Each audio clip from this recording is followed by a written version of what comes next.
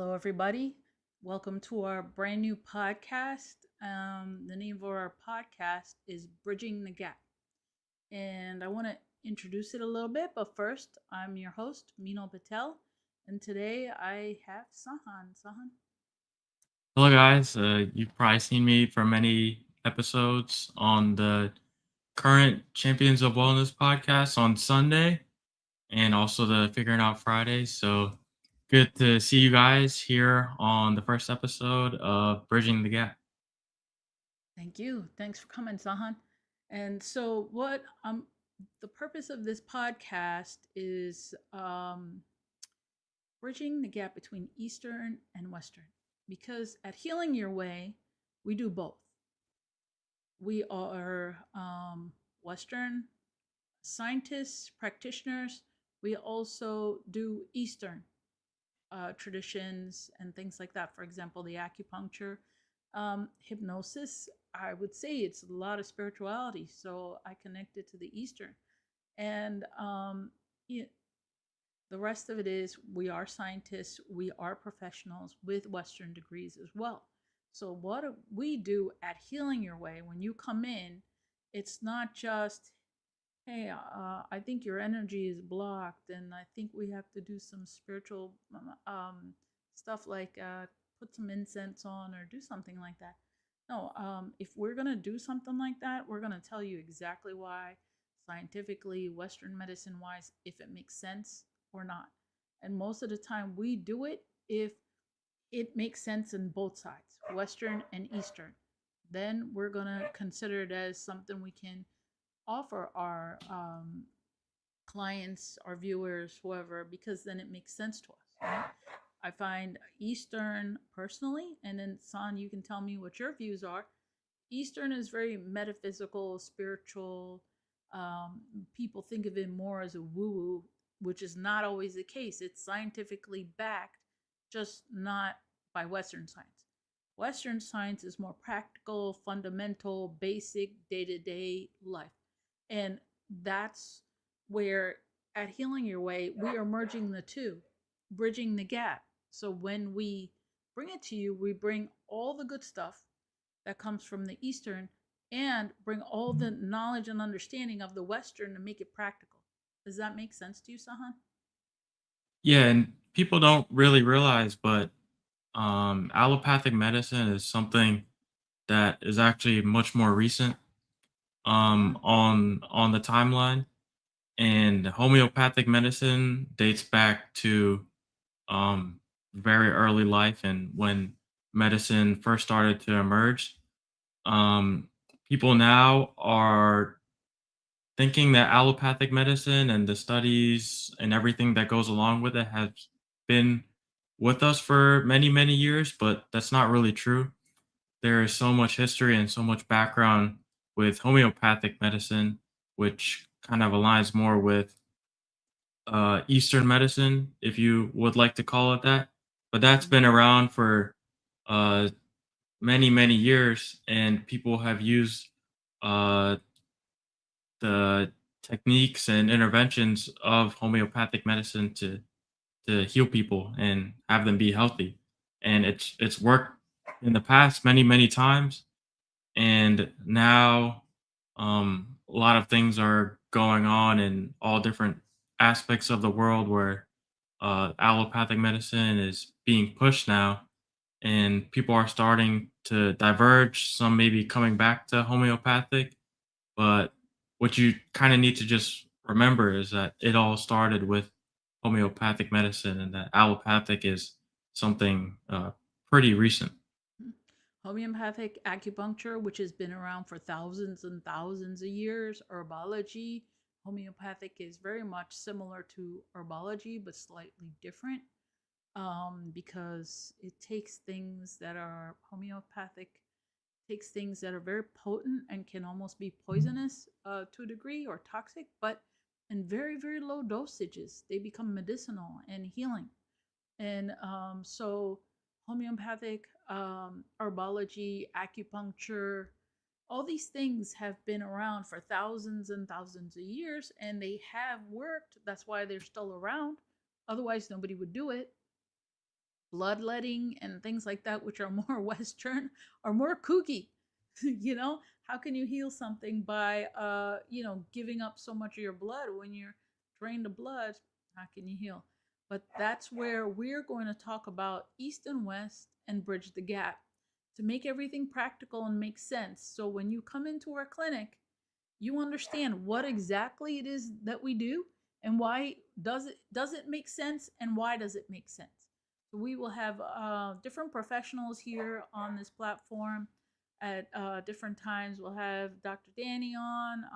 You just look at our team. We have Monica, Marvin, and so many more, and San, Joshan, and the other podcast team, Mike, Michael, and maybe even Krita, and we'll see how it goes. And we'll talk about our experiences, our knowledge, what we have to share, and what we have learned, and how we practice, and how you can take advantage of what we have to offer. And today, sorry for being delayed. We had a little bit of technical difficulties, but today's podcast is on manifesting. We just got into our new year, right? And I say ours as in the American New Year, which started January 1st. A lot of people probably had New Year's resolutions that they put out and wish to accomplish in the new year.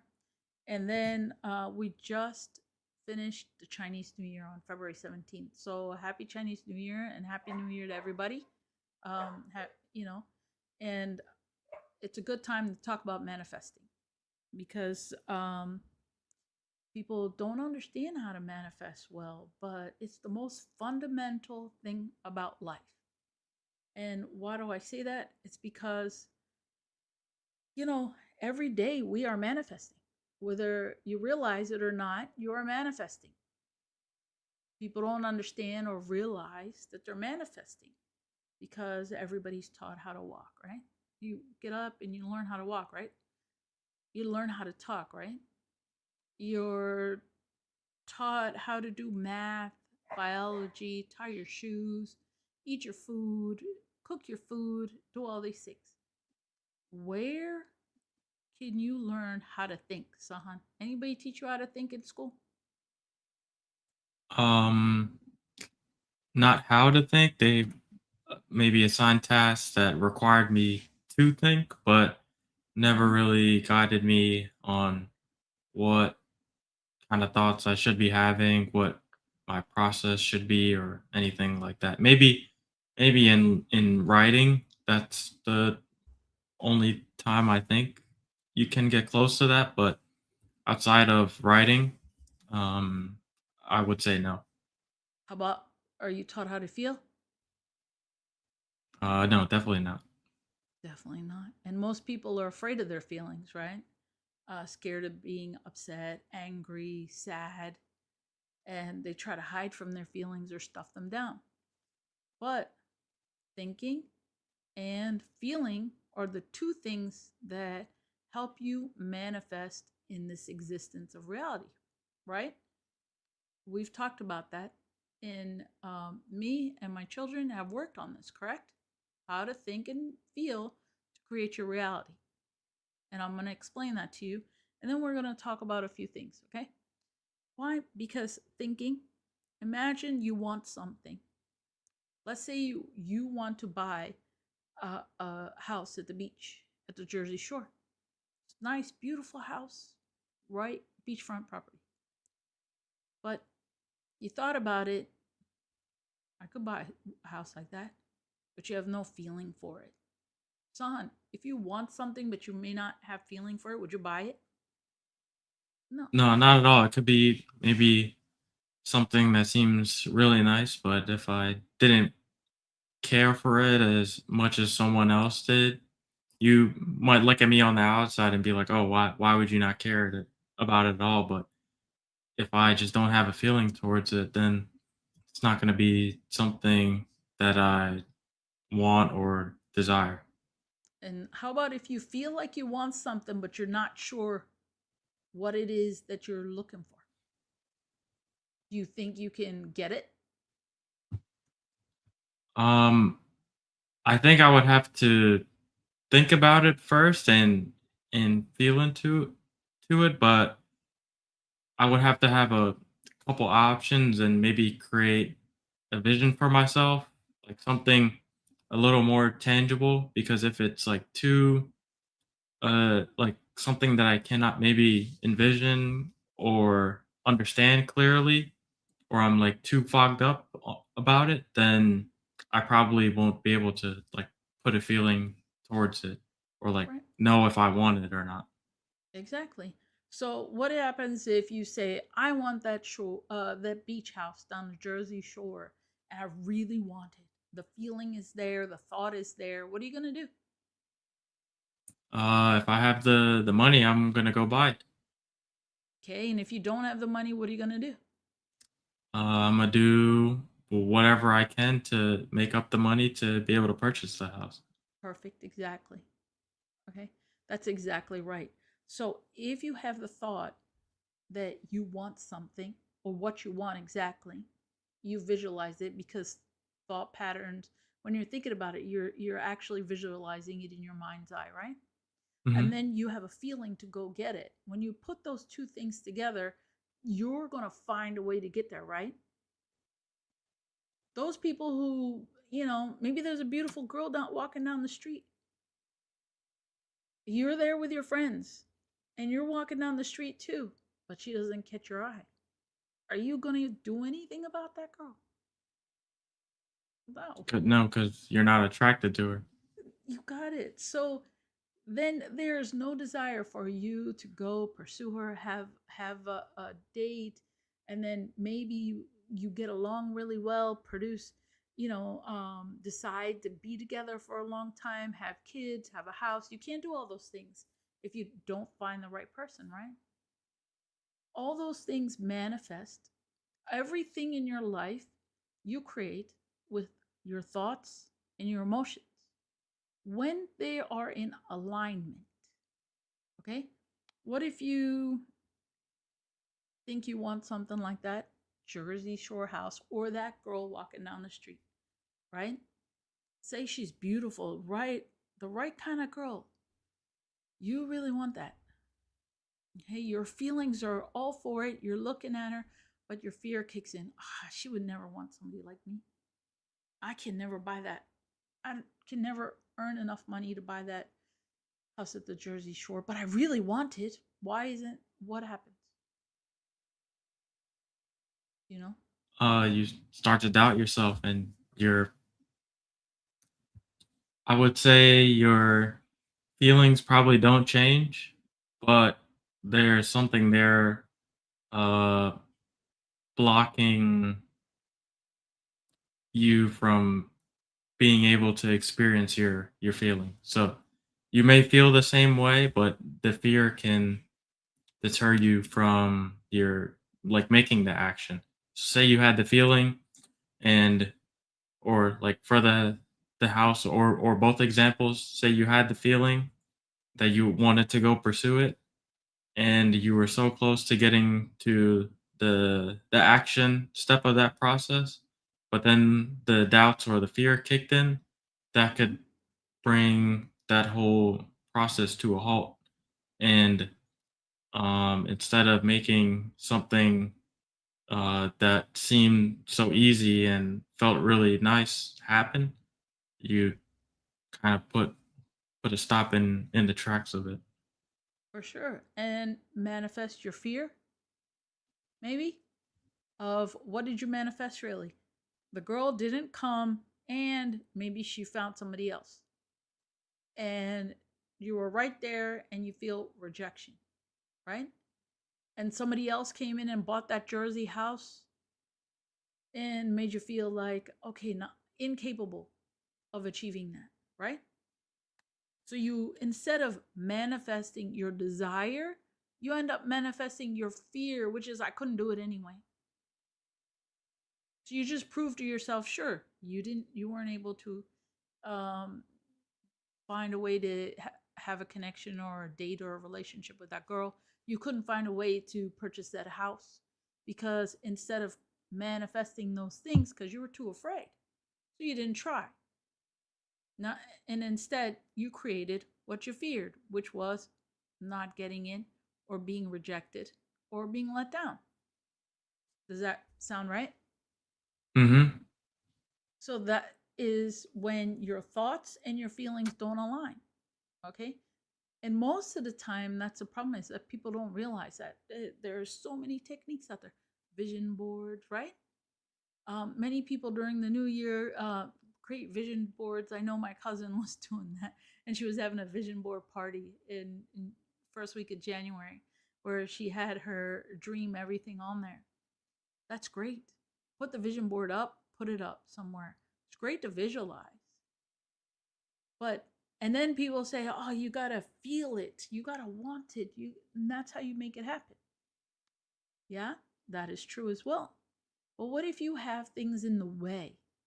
Imagine if it's a room and there's something on the one side of the room that you want really bad, and you can see it. You really want it. You want to go there and get it. It's there.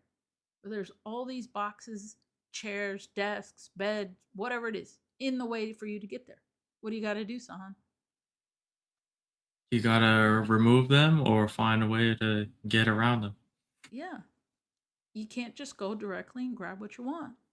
You have to clear those things out. They're obstacles. And the obstacles usually are your fears or things that hinder you, that tell you you're not good enough, not capable enough, you can't achieve it. And those are the fears that keep you, and they're there all the time. Whether you realize it or not, you've grown up with these fears that where you judge yourself on a regular basis. You put yourself in those boxes, right? And when you're in that specific box of, I can only achieve this much, I can only get this much because an experience happened for you in your life that blocked you from getting what you wanted, that you were worthy of getting, now that's your fear. It's created your fear that if I try to get what I want, this will happen. Whatever bad experience happened, right? That's why a lot of times, let's give an example of skiing, because Mike's friend, Mike went skiing, right? Mike's friend went skiing too, and he got hurt and he fractured his hand really bad. Now, what are the chances if you fractured your hand pretty bad? Now, I know athletes do it, but a normal person, what are the chances he's going to be so excited to go skiing next time? What do you think, Sahan? Probably pretty low. Well, I guess really depends. A normal person would not be very happy about it, and then maybe someone who really likes it would be kind of excited to get back because they know they're going to be out for a little while. But I would say most 9 or 8 out of 10 times probably not excited to go back. Yeah, there's a fear, right? I mean, even if you're excited to go back, there is a percentage of fear, isn't there? Definitely. Everybody. Yeah, whether you're enthusiastic or not, you have a fear. So you're already going to doubt, okay, I'm going down the slope. Maybe I'm going to fall and hurt myself again. And you're going to have that reaction. It happens, it's human nature. It happened before. Why wouldn't it happen again? That's where we have to understand your mind 100% creates what you ask of it, right? The question is, what are you asking for? Most of the time, people are asking for something but fearing it won't happen. Does that make sense to you, Sahan? Do you have examples of this in your life that's happened? You have examples of both, where things you wanted so bad in your life, and I know you do, that you created it out of nothing. Yeah, so maybe for example, soccer was one thing I played for a while, and I wanted at a certain point uh to play in college, play professionally. But there was a point that happened where I kind of didn't believe I could carry out my dream in it. So then following that, the performance dropped down. Everything went the direction of me not playing in college or playing professionally. And my my reality pretty much followed my thoughts.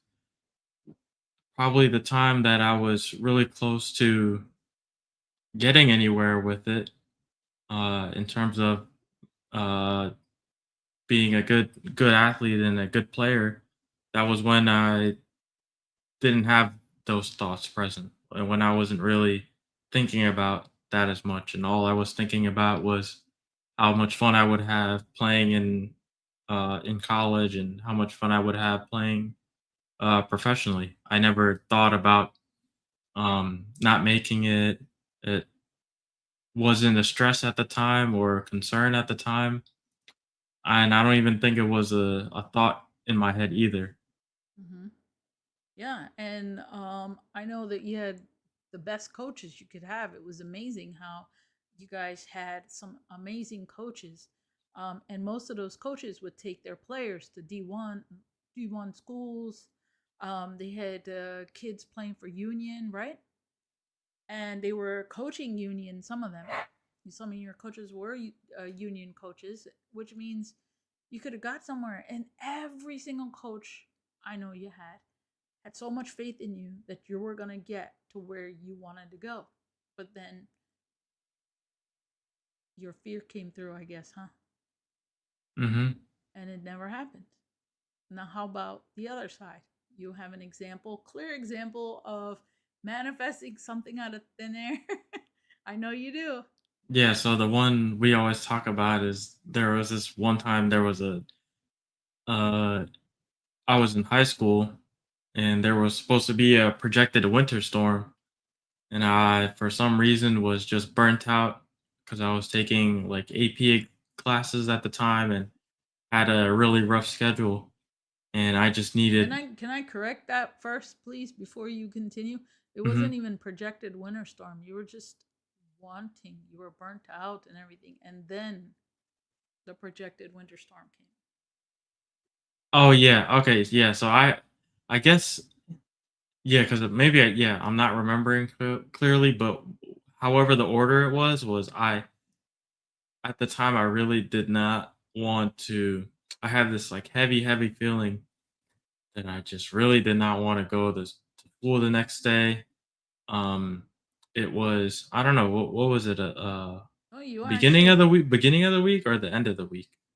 No, this was like midweek. You were like exhausted and frustrated, Okay, and yeah, mid the snowstorm was coming on the weekend. yeah. So it was coming on the coming on the weekend, and yeah, for some reason I just did not want to go to school, and I was not only thinking it, I was verbalizing it. I was like, I'm not even gonna set my alarm. And I actually remember that I did not set an alarm to get up because I was already expecting that there was no school. So yeah, I wanted to not go to school the next day.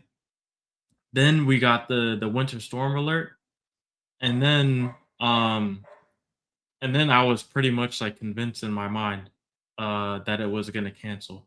And even though we got the winter storm alert, it wasn't guaranteed um that school would be canceled. It was only like to be determined until the school gives you a call or something letting you know if it's a delay, if school's closed, or if school's still on.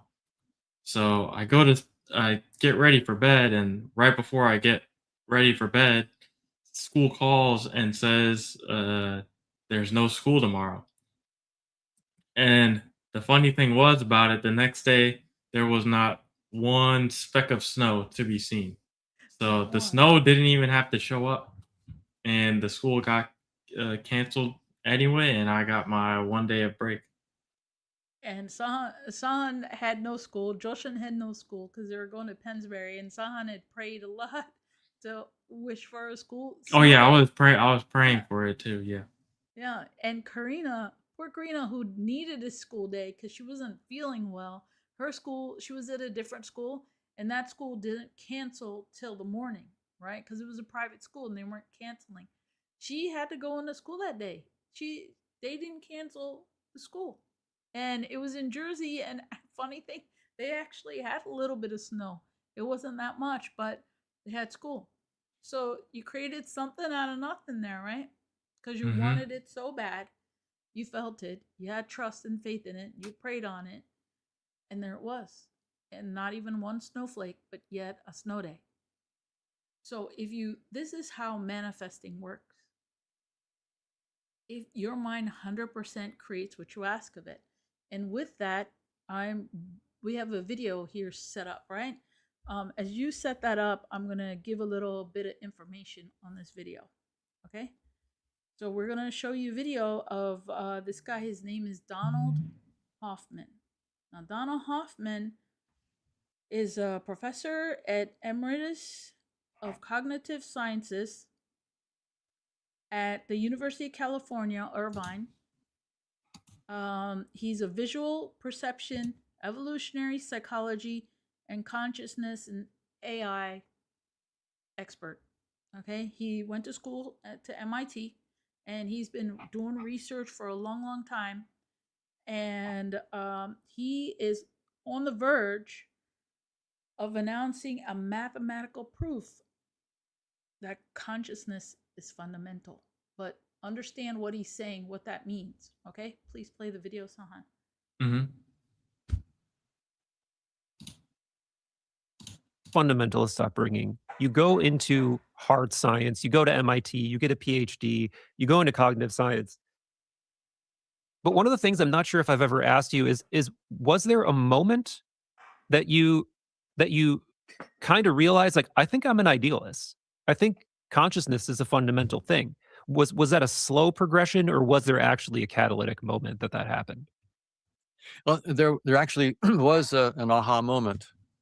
It came in around 1987. I was working in 1987, 1988. I was working with Bruce Bennett, who was a genius mathematician in algebraic geometry. Just to know algebraic geometry, you have to be a genius. But he was a genius among geniuses. He was truly stunning. And Chetan Prakash. We were working on a book that called Observer Mechanics. So we published a book called Observer Mechanics in 1989.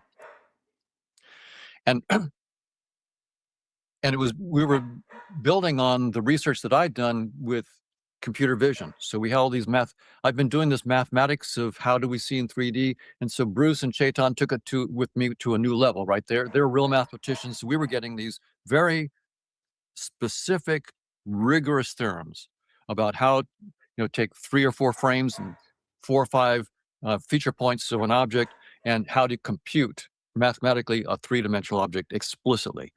And as we did that, at one point in the conversation with Bruce Bennett about this, we were talking about the mathematics, and something that he said, all of a sudden I realized everything that we were doing, all the math that we were doing, meant that we are creating everything that we see.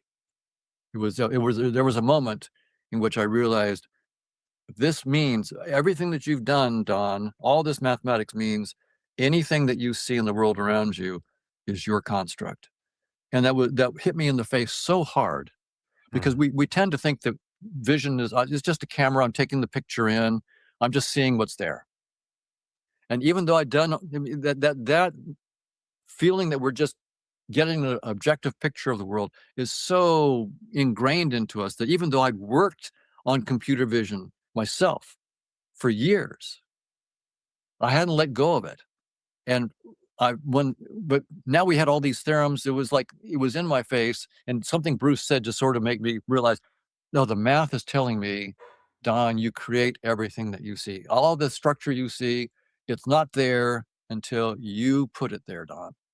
And that was so stunning. I literally had to sit down, because I went from an old kind of realist that says I'm just seeing reality as it is, to I'm making all this up. There are constraints on how I make it up, but nevertheless, I'm making it up. So there was sort of a realist to idealist, a physicalist to idealist flip that for me happened immediately It sounds like in a terms of my noesis intellectual moment. understanding. I'm sorry. It sounds like a noesis moment where you just, it's like some kind of holistic clicking occurred.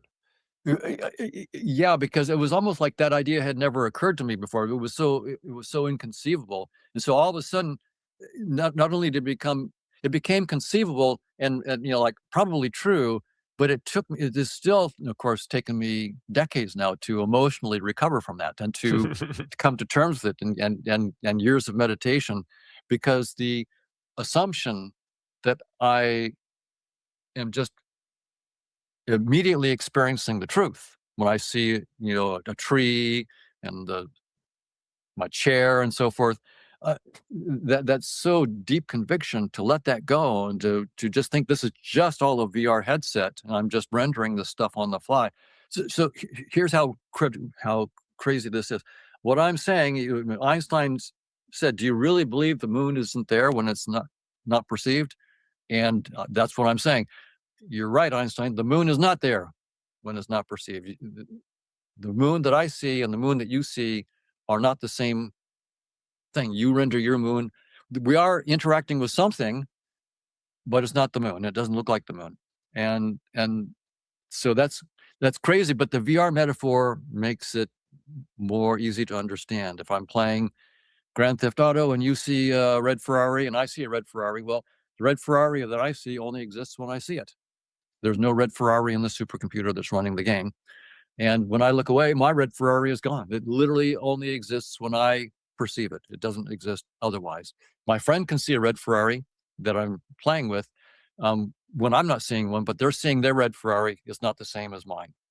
And with the VR metaphor, I think it's not hard for the current generation to sort of get it, that my moon Right. is not the same as your moon. But for my generation, this was like a slap on the face.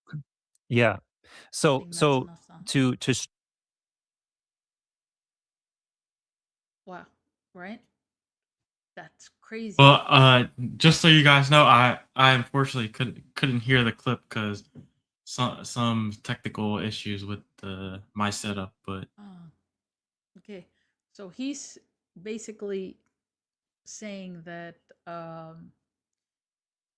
consciousness, basically, well, I guess it's all about consciousness. He's talking about consciousness. He's trying to talk about what existence really is. And he's saying that existence doesn't exist in the way we perceive. It's kind of like having a virtual reality goggles on, right? And when you take them off, it's gone. Okay. And so basically saying that everything you see, you've created it. If you didn't see it, you didn't create it. If you didn't create it, you won't see it. It's you are creating your reality, is what he's saying. And this is what he's discovered with every mathematical equation that he did in 1987, he said, with a couple other mathematicians. And not any old mathematicians. He was at MIT doing this research and work. And they're on the verge right now of discovering some new stuff. Why are they talking about it now? There's an important set. So there's a lot that just happened in that video. A lot. We're just going to talk about the fact that we create our reality. Number one, he stated it. That's a Western scientist from Western universities doing mathematical equations telling you that you create your own reality. The Ferrari you see is not the same Ferrari I see. It doesn't matter. I create what I see, is basically what he's saying. You create what you see. If you want to see it, you will see it. And that's what Donald Hoffman is saying. And he's all over social media right now talking about this concept with this interview. And this is huge because everybody is coming to their spirituality right now and connecting. This is where science and spirituality and religion are merging right now. Okay. And it's all about, the talk is all about manifestation, manifesting your reality, creating your reality. How are we doing that? Who's doing it? how's it happening, and they're doing scientific experiments, mathematical equations just to prove that. But they're 100% sure, according to what he's saying, we create our own reality. Okay, so Western science is saying we create our own reality. Eastern, and he says it if you watch this 2.5 hour long podcast, he says it, Eastern has been saying this for a long, long time. Okay, they've been saying it, and it's all merging.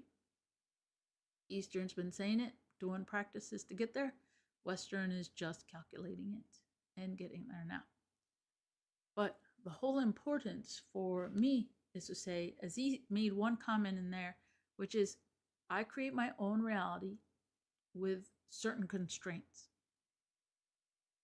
That means you can create your own reality.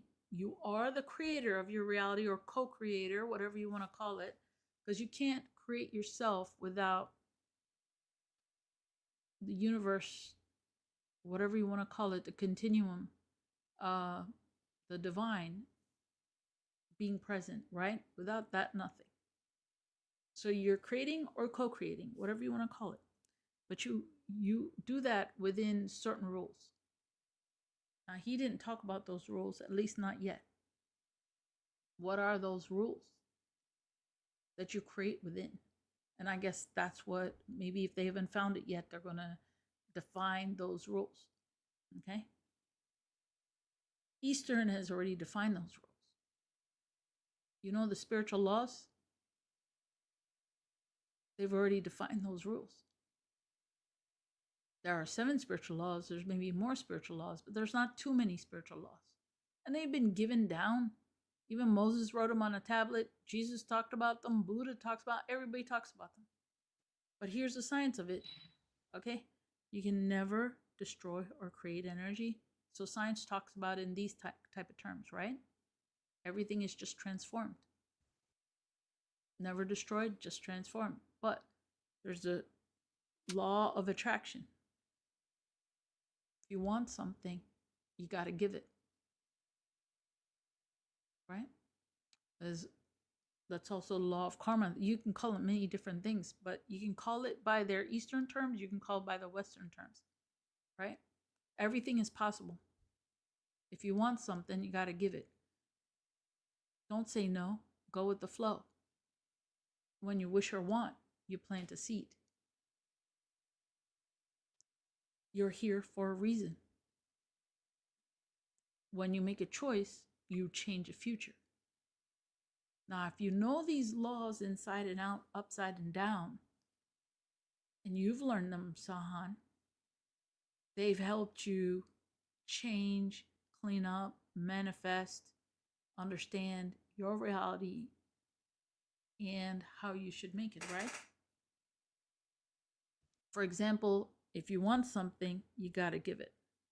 Let's take that. If you don't have it, can you give it? No. It's that And that's simple. that's something that's really taught to us, well, me and Joshin with Traeger. And I think this should apply to every practitioner, and not even practitioner, even any occupation. If you want um something, you gotta give it. But also at the same time, um if you want to give something to someone else, you got to make sure you have it yourself. So you cannot give what you don't have. So it's like a two-way thing. If you want something, you got to give it, but also you cannot give what you don't have. And I've added a little bit of insight from my experience is you got to give it to yourself first. The only way to get it, how are you going to get it? You have to acquire it, right? You have to respect yourself. You have to love yourself. You have to appreciate yourself. You have to trust yourself. Once you have it now, you can't have it because you're waiting on somebody else to give you love, respect, and trust, right? When they're going to give it, Sahan, any day? Which day? Did they tell you which day they're gonna come and give you the love, respect, and trust? No. No. Are you guaranteed at getting it? No. But if you give it to yourself, you have it. And it's really not that hard. Trust yourself, love yourself, respect yourself, and now you have it. And now you can give it to others. But if you don't have it, you can't, right? So there are rules like that, and you've given a good example that you're learning that in Traeger approach. The 7 spiritual laws we've talked about since you were little. 5 years old, we were doing these while you were in kindergarten or something. So we've used these and learned a lot of different things with these 7 spiritual laws. But it seems like you're finding them again in daily life, right? In what you're doing. Traeger therapy is also teaching the same thing. And obviously, it's a give and take even for Reiki. Reiki as a therapy, what they say is that you can give Reiki, but in return, you have to give something back. And sometimes Reiki practitioners, especially if they're friends, they will do an exchange because you have to have an exchange of energy, you know? You can't just give something and not receive. I guess they're using the law of karma for that. So not just Traeger approach, but Reiki does a similar thing with that. And, it's very important with the therapies we do. Because a lot of times we work with a lot of people, and they all come in needing some help. Of course, that's why they're there. Whether they have pain, mental, emotional things, physical issues, whatever it is going on, they need something that they want addressed, and they want to improve, and they want to let go. And so a lot of times we're offering the therapy, and then we have to find a way ourselves to release also what we got from them, right? Traeger approach talks about that as well, right? When you are doing Traeger, you have to do mentastics or something to also release all the things. Am I right? Can you? Yeah, Mentastics is something that is supposed to resemble the table work. And as a practitioner, like, you might see me doing Mentastics while, like, I'm in the middle of working on a person. And my teacher, Michael Lear, said if you put like a camera in the room, um, uh, and watch the video back, you would be like, "What the heck is this guy doing in between, working on me?" Because he's probably doing all these like goofy type of mentastics just to make sure that he's in the right space, mentally and physically, so that when he's doing the work with the person on the table, it's probably the most like raw and pure connection possible, and so that he is able to be direct one to one with the person instead of having um I guess any interference between. So like the mentastics, I guess, is a good way to reduce interference, especially when you're trying to really connect with someone, in a way of a practitioner to patient. Mhm. Also, to let go whatever you're picking up from them, to release it back to the universe or ground or wherever uh, the practitioner is releasing it to, right? You're like shaking it out of your body. You don't want to hold on to what's going on with your client, right? Hmm. So, Well, I um, have one question. So say someone would like to manifest something differently than what they're seeing, um, and they don't know the certain rules or laws or boundaries within what they're supposed to, like, be able to think or manifest. Like, how does that appear for them if things are not going the right way? and there's no boundaries for them. You're saying they want to manifest something? Can you? Yeah, they want to. They're not. Even though they've manifested the reality that's in front of them, they're not happy with it. Okay.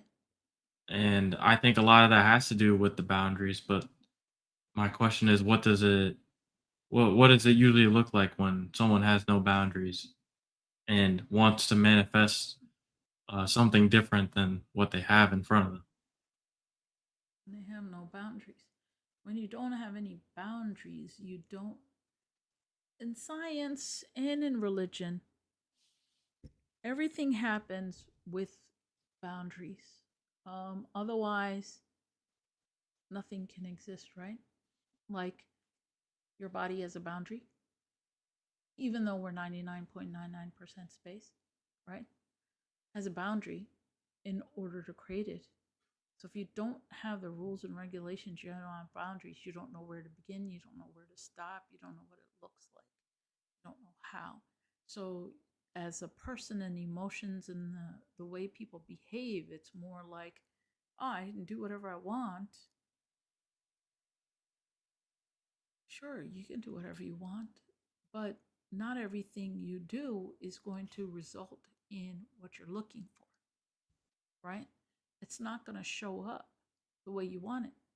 If you don't have boundaries, you say, for example, I want a job. I don't give it boundaries.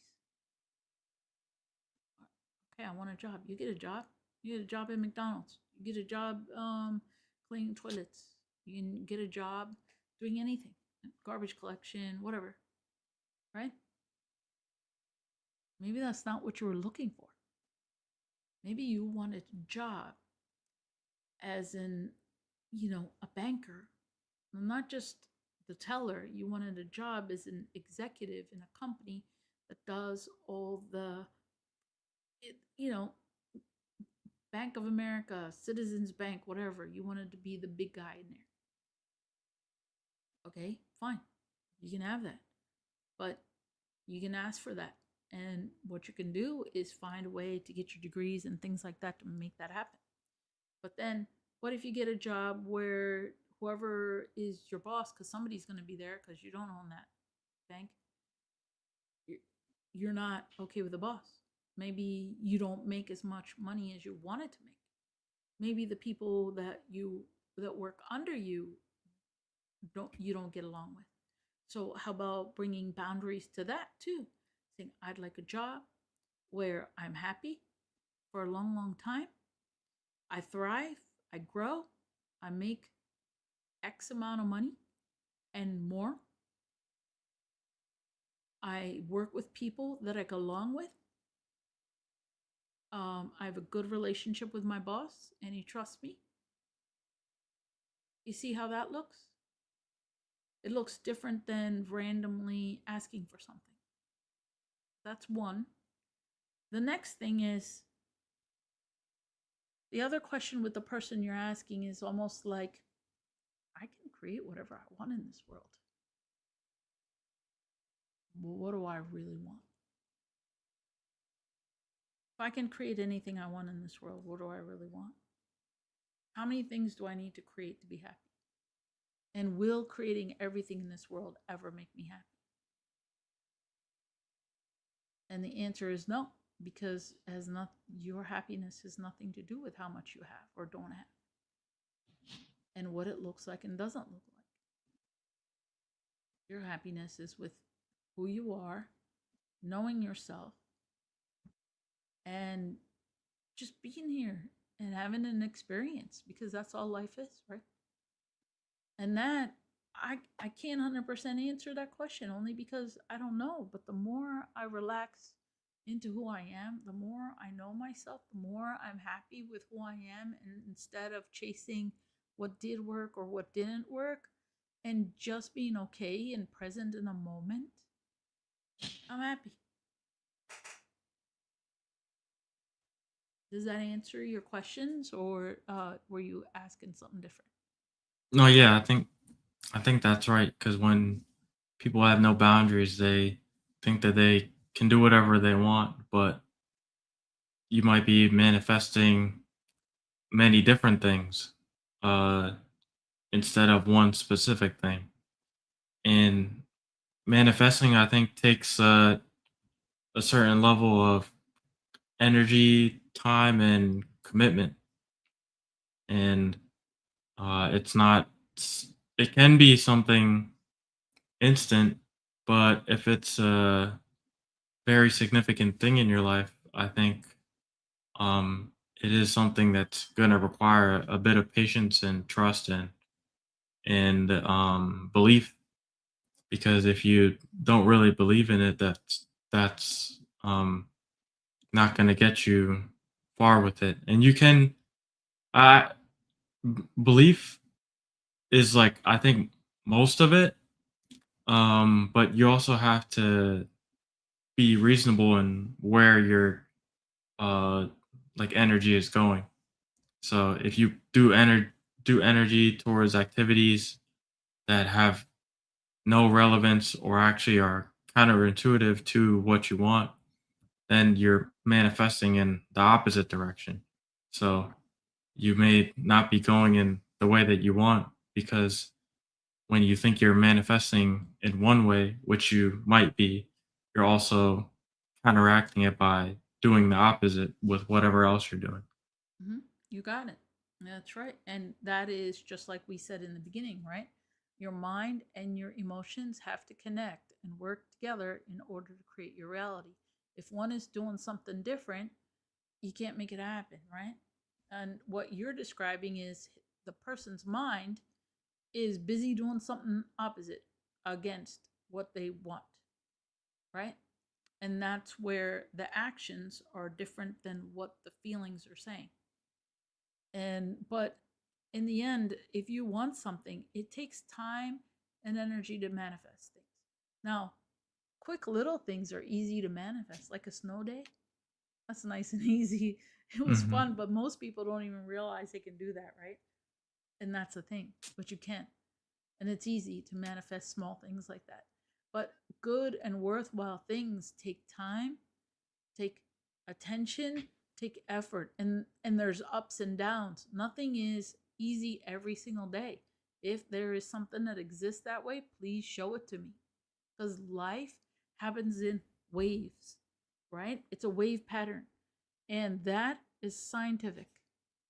You know, everything, light is a wave pattern, sound is a wave pattern, waves are a wave pattern, right? On the water goes in wave patterns. Everything is a wave. Life goes up, life goes down. Pendulum swings back and forth. But if you really look at the way the pendulum swings, it's a wave pattern. And that's what happens with life. You're going down 1 minute, and don't worry. When you get to the lowest low, you're going back up anyway. Why are you scared? When you're at the top, don't worry. You're going to go down. You have nowhere else to go. And then when you're down, don't worry. You're going back up. You know, that's life, right? That's what happens with life. But everybody gets scared. Oh my God, everything's going to go back. Don't worry. Next day, it's going to be different. And if it's not next day, just give it a little bit more time. It'll be different. But that's what life is about. Life is about effort. It does take effort, but it doesn't always have to. Consciousness is not effort. You can create anything you want. You have to understand that that is true. Now, Donald Hoffman just showed you mathematically that's what they've discovered. Okay, you create your own reality. Wow, what are you creating? Just sit for that with that for a minute, right? Everything you see, you do, you've created that. And that has been actually interesting as I'm going on my walks daily with the dogs. It's all I keep thinking the whole time. I said, is this real? Am I thinking it? Did I just create all this reality? If I did, then why am I creating this kind of reality? What makes me want to create this? And what am I here doing? What is the whole goal in life anyway? And those are other questions to ask. But today we're talking about manifesting. And hopefully, you know, you can use your thoughts and your mind, align them together to create what you want in life, you know? And it doesn't have to be hard. It's not hard, actually. We've been creating everything we want. We've been creating our reality for a long time. Just nobody's told you that, right? And nobody's guided you on how to change it. And does that make sense? How do you change it? You change it by aligning your thoughts and your feelings. Actually realizing that you created your fears this whole time. So if you clear out your fears, look at your fears, face them, and then say, well, okay, I don't want to live in my fears. I want to create what I want to create. And then keep asking for what you want. And when your fears are clear, the more you'll create what you want.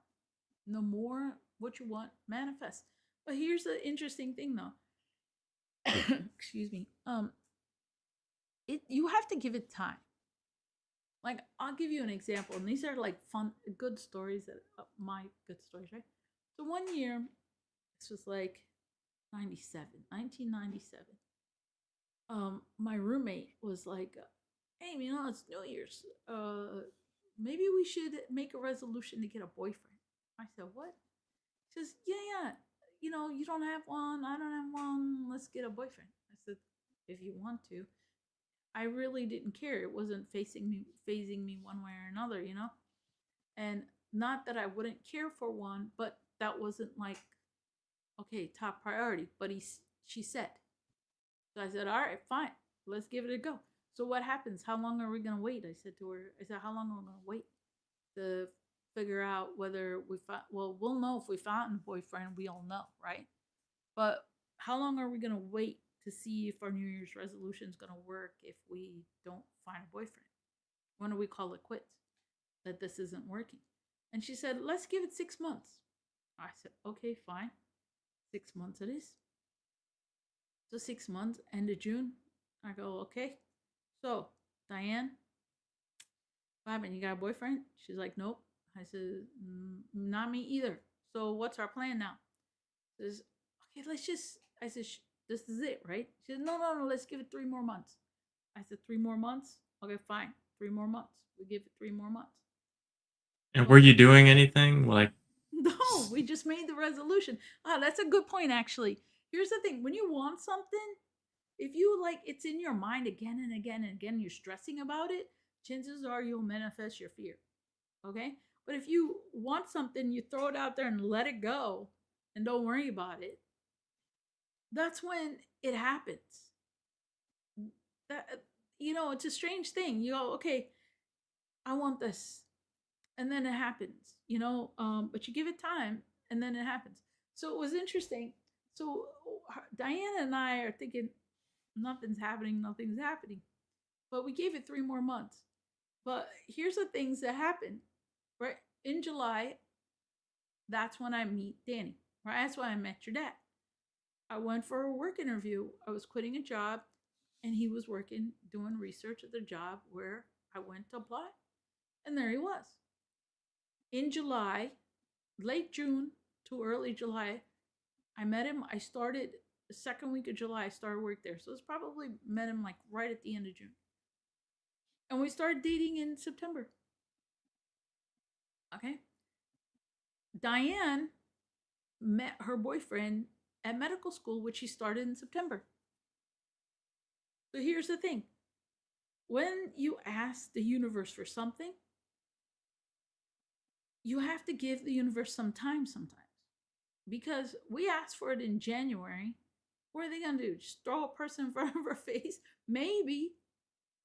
But what happened was, in that time frame, there were issues at work. In the lab I was working at Wistar Institute, the lady was crazy. And there was equipment that wasn't working right. The other scientists knew about it, but they refused to tell me, and I was working on it. No idea why it wasn't working right, and we weren't getting the results. And I said, look, I'm doing everything I'm supposed to. I don't know what's wrong with this. And that equipment existed before I got there. Okay? And she didn't believe me. I showed her everything, that whatever I did was correct. Look here, I even gave her proof. But she was giving me trouble. And that led me to say, enough. I'm going to look for another job. Okay? That's what happened. If she didn't push me to that point, I wouldn't have got up to look for another job. But that's what happened. And I went to look for another job. And that's where I met Danny, right? And Diane, who was looking, well, her person was ready, waiting there for her, but not till she got to medical school. And so we both found, and seriously, I never thought about asking before then, so I never did, and that's why maybe it never manifested. But I've tried this before, and again, writing helps. One time somebody says your words are important. When you say something, be mindful of what you say because you're manifesting with your words, which is true. Okay, so I said, oh, is that true? So then if I write something down 10 times every day, it'll happen. Well, I tried it 10 times a day. I wrote something down for it to manifest. By the end of the week, it was there in front of my face all of a sudden from nowhere. Okay, so I tested that out. And then when we were in Texas, ready to come back to Pennsylvania, I said, strangely, I want to go back to Pennsylvania. I want a job. And we were talking about work and things like that, right? I want a job where I want to be there for a while. I want to have a good relationship with my boss, and I want to make $60,000 a year. This was back then, okay? No, and you know what? I knew I was going to come back to Pennsylvania from Texas. So I did this 6 months prior. 6 months in advance, I had that in my mind. Whenever we're in a car just riding, I would think about it and then let it go. I thought about it maybe 4 or 5 times total. And I said, well, this is what I want when I get back to Pennsylvania. Let it go. Strange thing. I come back to Pennsylvania looking for a job. Within 1 week, I got a place that I went for an interview. And it was a nice place, a biotech company. It's what I was looking for. It was a good fit. It was similar to another company that I had worked for that I really enjoyed. So then they said, perfect, offering you a position. And I said, great. It's $58,000. I said, okay, not exact, but not bad, right? I asked for 60, I got 58. And then they say 2,000 sign-on bonus. I said, what? 60,000 exactly. I was there. That was my longest job I had. I really had a good relationship with my boss, meaning that he trusted me. It was exactly the way I asked for it. Every detail that I said. So when we talk about manifesting, you have to clear out your fears, not stress that what you ask for will happen. It's going to happen. Ask for it the way you want it, but move out your fears, right? Does that make sense? Yeah. This was a good episode. I enjoyed talking with you, Sahan. And we wish to have more of these bridging the gap episodes between Western and Eastern and learn a little bit about neurolinguistic programming, because even neurolinguistic programming tells you your mind repeats patterns. And when you repeat patterns, look at the repeat patterns. If they're off and not healthy, fix the pattern, change the pattern to a healthy one, and you manifest what you want. But it also guides you on how to manifest what you choose, how to create habits and patterns that actually get you what you wish for, right? So thank you everyone for joining us today. Like and subscribe on all our social medias, Rumble, YouTube, TikTok. Have some comments, whatever you want. If you want to talk about something, just send us a DM and we'll talk about the subject that you're interested in hearing about. Okay, thank you very much. And Thank you, guys. see you again.